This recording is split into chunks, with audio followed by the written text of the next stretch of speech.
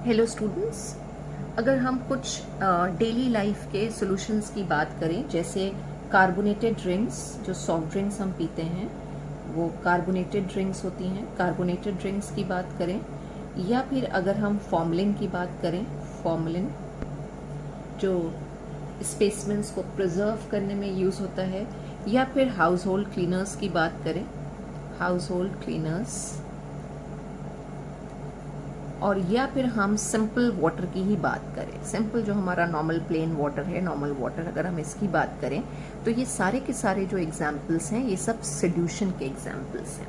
और किस तरह के सोल्यूशंस हैं ये, हम इनको बोलते हैं these are the solutions of gases in liquids. Gases in liquids के सोल्यूशन है, ठीक है। यानी गैसेस जो है वो हमारे सॉल्यूट होंगे और लिक्विड जो है वो हमारा सॉल्वेंट होगा।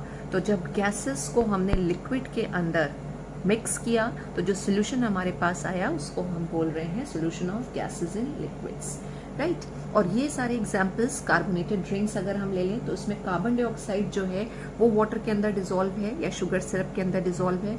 फॉर्मलिन की अगर हम बात करें तो ये एक एक्वस सोल्यूशन ऑफ फॉर्मल्डिहाइड होता है, basically 40% aqueous solution of formaldehyde होता है। इसी तरह जो हाउस होल्ड क्लीनर्स हैं उसमें जो गैस यूज होती है वो अमोनिया होती है। तो हाउस होल्ड क्लीनर्स जो हैं वो एक्वस सोल्यूशन ऑफ अमोनिया है और नॉर्मल वाटर या नेचुरल वाटर, यू नो कि उसमें क्या होता है, डिसॉल्व ऑक्सीजन प्रेजेंट होती है, कार्बन डाइऑक्साइड भी होती है लेकिन डिसॉल्व ऑक्सीजन होती है, जिसमें हमारी एक्वेटिक लाइफ जो है वो उनकी लाइफ डिपेंड करती है। तो ऑक्सीजन एक गैस हो गई और वाटर हमारा क्या हो गया, लिक्विड। तो all these are the examples of solutions of gases in liquids. तो आज की क्लास में जो हम बात करने जा रहे हैं वो बेसिकली हम solubility of gases in liquids की बात करेंगे, और इसी के साथ साथ हम एक बहुत इंपॉर्टेंट लॉ डिस्कस करेंगे विच इज हेनरीज लॉ।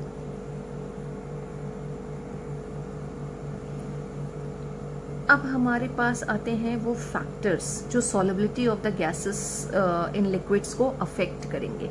यानी अगर हम बात करते हैं कि एक पर्टिकुलर लिक्विड के अंदर एक पर्टिकुलर गैस की सॉल्युबिलिटी की, तो कौन कौन से फैक्टर्स हैं जो उसकी सॉल्युबिलिटी को अफेक्ट करेंगे। वी नो कि सारी गैसेस जो होती हैं वो वाटर में या दूसरे सॉल्वेंट्स में सॉल्युबल होती हैं, कुछ ज्यादा सॉल्युबल होती हैं और कुछ कम सॉल्युबल होती हैं। तो पहला फैक्टर जो हम डिस्कस करने जा रहे हैं वो है nature of gas and solvent, यानी गैस का नेचर कैसा है और सॉल्वेंट का नेचर कैसा है। अब हमारे पास सपोज अगर 3 गैसेस हैं, कार्बन डाइऑक्साइड और ऑक्सीजन एंड हाइड्रोजन, ठीक है। अगर हम इनकी सॉल्युबिलिटी की बात करें वाटर में, यानी ये तीनों हमारे सॉल्यूट हैं, और अगर हम इनकी सॉल्युबिलिटी की बात कर रहे हैं वाटर में, तो एक और फैक्ट हमें पता है, क्योंकि हम गैसेस स्टेट ऑफ मैटर पढ़ चुके हैं और हमें ये चीज पता है कि गैसेस जो आसानी से लिक्विफाई हो जाती हैं वो ज्यादा सॉल्युबल होती हैं हमारे कॉमन सॉल्वेंट्स के अंदर, यानी जिसका लिक्विफैक्शन का नेचर ज्यादा होगा उसकी सॉल्युबिलिटी भी ज्यादा होगी, ठीक है। कॉमन सॉल्वेंट्स के अंदर हम बात कर रहे हैं। अब अगर हमारे पास 3 गैसेस हैं, कार्बन डाइऑक्साइड, ऑक्सीजन और हाइड्रोजन, तो वी नो कि इसमें से जो कार्बन डाइऑक्साइड है वो वाटर में ज्यादा सॉल्युबल होती है कंपैरेटिवली ऑक्सीजन और हाइड्रोजन के। यानी जब हम सॉल्युबिलिटी को कंपेयर करेंगे तो कार्बन डाइऑक्साइड, इन तीनों गैसेस में से कार्बन डाइऑक्साइड की सॉल्युबिलिटी ज्यादा आएगी, राइट। और इसी तरह से अगर हम बात करें कि अगर हम सॉल्वेंट चेंज कर दें तो सॉल्युबिलिटी किसकी ज्यादा होगी, ठीक है। तो जो oxygen, nitrogen and carbon dioxide है वो ज्यादा सॉल्युबल होती है ethyl alcohol than in water, same temperature पे और सेम प्रेशर पे। हमें 2 फैक्टर को भी कंसिडर करना है, टेम्परेचर और प्रेशर। तो बेसिकली जो सॉल्युबिलिटी है गैसेस की वो डिपेंड करती है किस पे, सॉल्वेंट के नेचर पे। सॉल्वेंट कौन सा है, जैसे ऐसी गैसेस जो सॉल्वेंट के साथ रिएक्ट कर जाती हैं, बॉन्ड बना लेती हैं, उनकी सॉल्युबिलिटी ज्यादा होती है, जिसमें हमारे पास 2 एग्जांपल है, HCl and ammonia. We know HCl और अमोनिया जो है उनकी सॉल्युबिलिटी वाटर में बहुत ही ज्यादा होती है। These 2 gases are highly soluble in water, highly soluble in water, highly soluble in water. आपने लैब में भी देखा है कि हमें HCl लिक्विड फॉर्म में मिलता है और अमोनिया भी हमारे पास लिक्विड अमोनिया के फॉर्म में अवेलेबल रहता है। Next factor is temperature. बहुत कॉमन सा एग्जाम्पल है कि अगर हम घर में एक पैन लें और उसके अंदर पानी डाल के गैस स्टोव के ऊपर रख दें तो हम थोड़ी देर बाद देखते हैं कि पानी के अंदर बबल्स आना शुरू होते हैं। जैसे पानी गर्म होना शुरू होता है वो क्या होगा, उसके अंदर बबल्स का फॉर्मेशन होने लगेगा। होता क्या है कि जैसे टेम्परेचर बढ़ता है तो जो उसके अंदर डिसॉल्व्ड ऑक्सीजन प्रेजेंट है ठीक है, वो बॉयल आउट होना शुरू हो जाती है सोल्यूशन में से। तो टेम्परेचर एक बहुत इंपॉर्टेंट फैक्टर है जो सॉल्युबिलिटी ऑफ द गैसेस को अफेक्ट करता है। और जब हम टेम्परेचर की बात करते हैं तो जैसे जैसे हम टेम्परेचर बढ़ाते जाएंगे जो सॉल्युबिलिटी है गैसेस की वो डिक्रीज करती जाएगी, यानी टेम्परेचर में और सॉल्युबिलिटी ऑफ द गैस में इनवर्सली प्रोपोर्शनल का रिलेशनशिप है। The solubility of the most of the gases in liquids decreases with increase of temperature, right? So when we take water in a beaker and we start heating this, the bubbles of airs are formed, and why this happens? Because the dissolved oxygen moves out or boil out. इससे एक आपका बहुत ही important question बनता है, why aquatic lives? Why? बहुत बार ये question आया है, बोर्ड में भी आया है कि why aquatic life cannot survive in hot water. तो ये बेसिकली क्वेश्चन अगर पेपर में दे रखा है तो किस चैप्टर से हमें इसका आंसर मिलेगा? हमें मिलेगा सोल्यूशन चैप्टर से।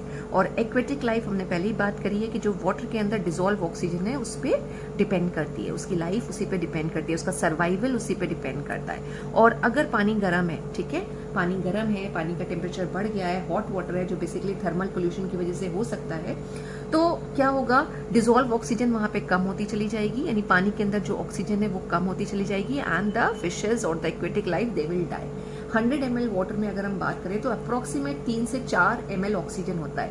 100 ml वाटर में 3 to 4 ml ऑक्सीजन होता है, और इतना ऑक्सीजन सफिशिएंट होता है for the survival of aquatic life. लेकिन अगर हम पानी का टेम्परेचर बढ़ाएंगे तो व्हाट विल हैपन? जो सॉल्युबिलिटी ऑफ द गैस है वो डिक्रीज करेगी एंड एक्वेटिक लाइफ में डाई।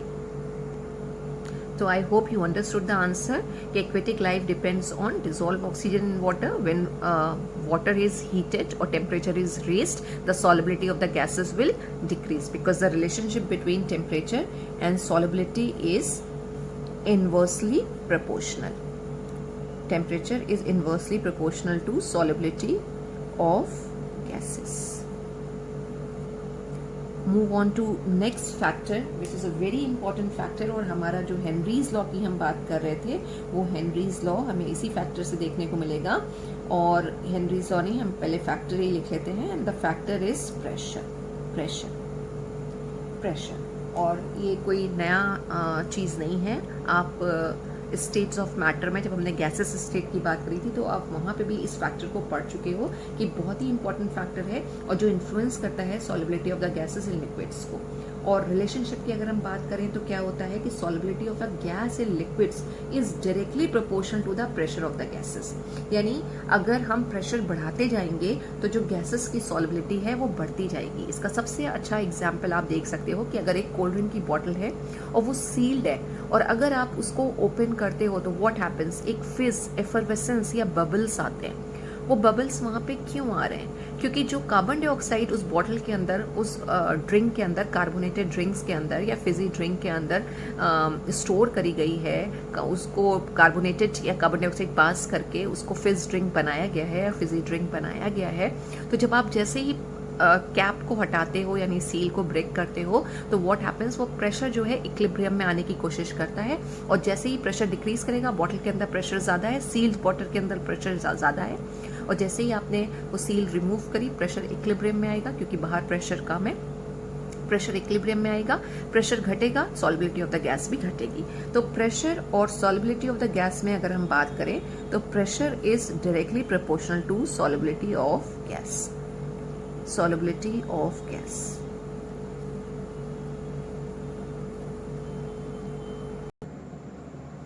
तो रिलेशनशिप क्या हो गई? Pressure is directly proportional to solubility of gases. और यही चीज क्या बता रहा है? Henry's law.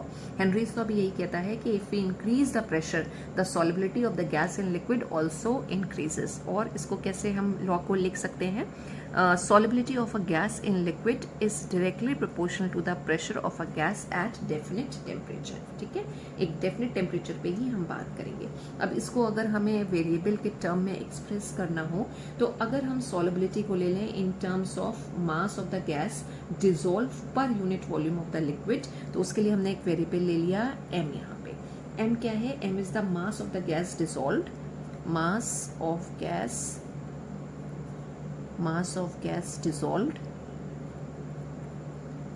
dissolved per unit volume of the liquid, per unit volume of liquid, volume of liquid. ये तो हो गया m, और हमने कहा कि ये कैसे बढ़ता जाएगा अगर हम प्रेशर को बढ़ाएंगे। तो अगर हम P ले लें, P is for pressure, pressure को P से ही रिप्रेजेंट करते हैं और हम यहाँ पे कैपिटल P ले रहे हैं, ठीक है। तो m क्या हो जाएगा, mass of the gas is directly proportional to P, और प्रोपोर्शनलिटी का साइन अगर हमें हटाना है तो हमें पता है हमें यहाँ पे एक कांस्टेंट लाना होगा, और उसके लिए हम यहाँ पे लिख रहे हैं K, m is equal to KP। ये आ गया हमारा हेनरीज लॉ।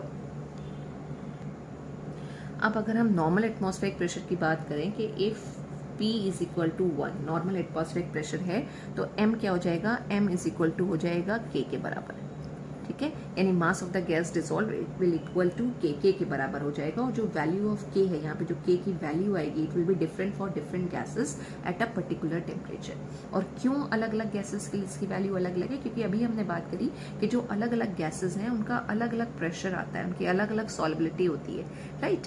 तो M is equal to K हो जाएगा।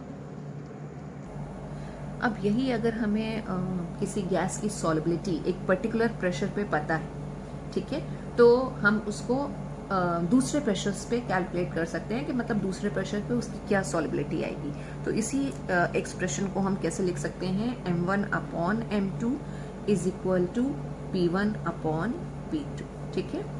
यानी एक प्रेशर पे हमें गैस की सॉल्युबिलिटी पता है, तो दूसरे प्रेशर पे सॉल्युबिलिटी कितनी आएगी उस गैस की, हम उसको कैलकुलेट कर सकते हैं with the help of this formula. Gases state of matter में हमने एक लॉ और पढ़ा था, Dalton's law of partial pressure, ठीक है। अब उसी चीज को अगर हम यहाँ पे भी अप्लाई करें, यानी हम दो या उससे ज्यादा नॉन रिएक्टिंग गैसेस को एक सॉल्वेंट के अंदर डिसॉल्व कर रहे हैं, एक सॉल्वेंट के अंदर मिक्स कर रहे हैं, दो और उस डिफरेंट मतलब दो या उससे ज्यादा नॉन रिएक्टिंग गैसेस अगर हमारे पास हैं, ठीक है, तो हमें पता है कि हर गैस की जो सॉल्युबिलिटी है वो उसका अपने पार्शियल प्रेशर के हिसाब से आएगी। तो अब हेनरीज लॉ को अगर हम अप्लाई करें इस केस में, तो हम हर गैस की सॉल्युबिलिटी की बात करेंगे उसके अपने प्रेशर, राइट। तो यानी कि अब हम जो बात करेंगे वो हम बात करेंगे मोल fraction of the gas in solution, यानी हम उस पर्टिकुलर गैस का मोल फ्रैक्शन लेंगे कि अगर हमने एक सॉल्यूशन बना रखा है तो उस पर्टिकुलर सॉल्यूशन के अंदर वो गैस कितनी प्रेजेंट है। जो आपने कंसंट्रेशन टर्म्स पढ़े हैं, सॉल्यूशन के कंसंट्रेशन टर्म्स, तो उसमें हमने मोल फ्रैक्शन की भी बात करी थी। तो एक सॉल्यूशन है, उसमें हमारे पास दो या उससे ज्यादा नॉन रिएक्टिंग गैसेस पड़ी हुई हैं। अब जब हम उसकी सॉल्युबिलिटी की बात करेंगे तो हम उस पर्टिकुलर गैस के प्रेशर को या पार्शियल प्रेशर को देखेंगे। अब उस पर्टिकुलर गैस का कितना अमाउंट प्रेजेंट है सोल्यूशन में, तो उसके लिए हम मोल फ्रैक्शन लेंगे। और जब हम हेनरीज लॉ को अप्लाई करते हैं इस केस में, यानी ऐसा सोल्यूशन जहां दो या उससे ज्यादा हमारे पास नॉन रिएक्टिंग गैसेस प्रेजेंट हैं, तो हेनरीज लॉ को हम किस तरह से स्टेट करेंगे, that the mole fraction of the gas in a solution, ठीक है, mole fraction of the gas in solution. जैसे अभी हमने मास ऑफ द गैस की बात करी थी, अब हम मोल फ्रैक्शन ऑफ द गैस की बात कर रहे हैं, right. Mole fraction of the gas in solution, और क्या था, डायरेक्टली प्रोपोर्शनल टू प्रेशर था, यहाँ पे भी वही होगा, बस डिफरेंस इतना आ जाएगा कि हम कहेंगे is directly proportional to the partial pressure of the gas. यानी लैंग्वेज हमारी थोड़ी सी चेंज हो गई अब, और लॉ क्या आ रहा है, लॉ की लैंग्वेज क्या आ रही है, mole fraction of the gas in a solution is directly proportional to the partial pressure of the gas. जिसको हम कैसे लिख सकते हैं, small p is directly proportional to x। अब यहाँ पे स्मॉल p क्या है, small p is partial pressure of a gas, partial pressure आ जाएगा, और x क्या हो जाएगा, mole fraction of that gas, उसका कितना मोल फ्रैक्शन प्रेजेंट है, ठीक है। अगेन हमें क्या करना है, इस साइन को यहाँ से हटाना है। तो इस साइन को हटाने के लिए हम यहाँ पे क्या लेकर आएंगे, अगेन एक कांस्टेंट लेकर आएंगे, और वो कांस्टेंट हमारा क्या है, ये हो जाएगा, और p is equal to KHX। यही फॉर्मूला आप यूज करेंगे अपने न्यूमेरिकल प्रॉब्लम्स को सॉल्व करने में, P is equal to KHX। अब अगेन ये KH यहाँ पे क्या है, तो KH जो है वो कहलाता है हेनरीज लॉ कांस्टेंट या Henrys constant, Henry's law constant. और जैसे हमने ऊपर बात करी थी कि K की वैल्यू अलग अलग गैसेस के लिए अलग अलग होती है, वैसे यहाँ पे जो KH है इसकी वैल्यू भी है ना अलग अलग गैसेस के लिए अलग अलग होगी, यानी different gases will have different values of KH, but at a definite temperature and for a given solvent of course. ठीक है, और क्यों ये अलग अलग गैसेस के लिए इसकी वैल्यू अलग अलग आ रही है? अगेन फिर वही बात आ गई कि different gases will exert different pressure, therefore the value of KH will differ. अलग अलग गैसेस की अलग अलग क्या आ रही है, प्रेशर आ रहा है, जिसकी वजह से KH की वैल्यू चेंज हो जाएगी. जैसे कि अगर हम बात करें फॉर एग्जाम्पल, अगर हम ले लें for example KH for helium के लिए अगर हम बात करें, हीलियम गैस के लिए अगर हम बात करें तो उसकी वैल्यू 293 केल्विन टेम्परेचर पे आती है 144.97. ठीक है, और K बार में आएगी. और इसी तरह से अगर हम ऑक्सीजन की ले लें या फिर हाइड्रोजन का अगर हम ले लें, हाइड्रोजन, ठीक है, ये भी 293 केल्विन टेम्परेचर पे हम ले रहे हैं तो उसकी सॉल्युबिलिटी आ रही है 69.16. तो अलग अलग गैसेस के लिए KH की वैल्यू डिफर कर रही है, जस्ट बिकॉज अलग अलग गैसेस जो हैं वो अलग अलग जो है प्रेशर एक्सर्ट करती हैं. So this is about solubility of gases in liquids, and the solubility of gases in liquids are affected by three factors: nature of gas and solvent. इसका एक और एग्जाम्पल हम देख सकते हैं ऑक्सीजन, जिसकी सॉलिबिलिटी हमने कहा था कि वाटर में काफ़ी कम होती है, लेकिन अगर यही ब्लड हो तो इसकी सॉलिबिलिटी बहुत बढ़ जाती है. ठीक है, बहुत हाई होती है. अगेन उसका रीज़न क्या होता है कि ब्लड में हीमोग्लोबिन प्रेजेंट होता है, वो हीमोग्लोबिन के साथ बाइंड करती है. राइट, तो अलग अलग गैसेस की अलग अलग सॉल्वेंट में अलग अलग सॉलिबिलिटी आती है. दूसरा टेम्परेचर है, और जैसे जैसे हम टेम्परेचर बढ़ाते जाते हैं solubility of the gas decrease करती है. And the last and a very important factor is pressure, right, जो ये कहता है कि the solubility of the gases increases with increase in pressure. Thank you so much students.